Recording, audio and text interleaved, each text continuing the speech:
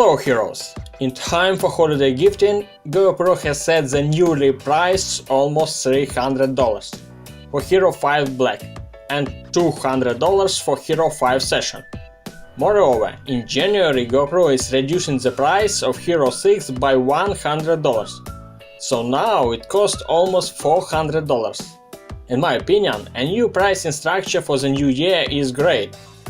GoPro is celebrating the start of new year by making the GoPro experience as widely accessible as possible. As we know, Hero 5 and Hero 5 Session allow to record in 4K 30, and Hero 6 allows to record in 4K 60.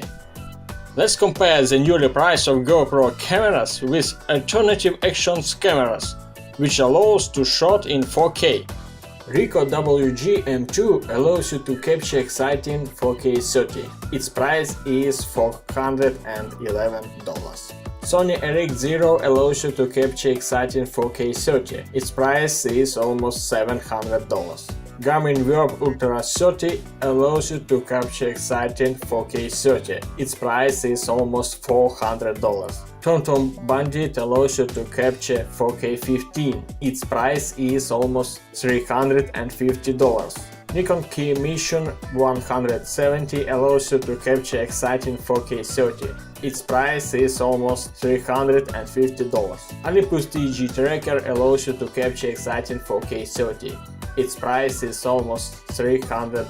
Sony FD-RX 3000 allows you to capture exciting 4K 30. Its price is almost $400. It seems to be very clever to purchase Hero 6 while the price is reduced by $100.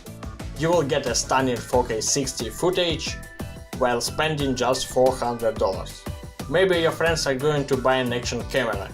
So, if you share this video with your friends, they will say thank you later.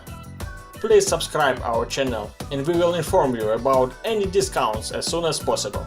See you soon!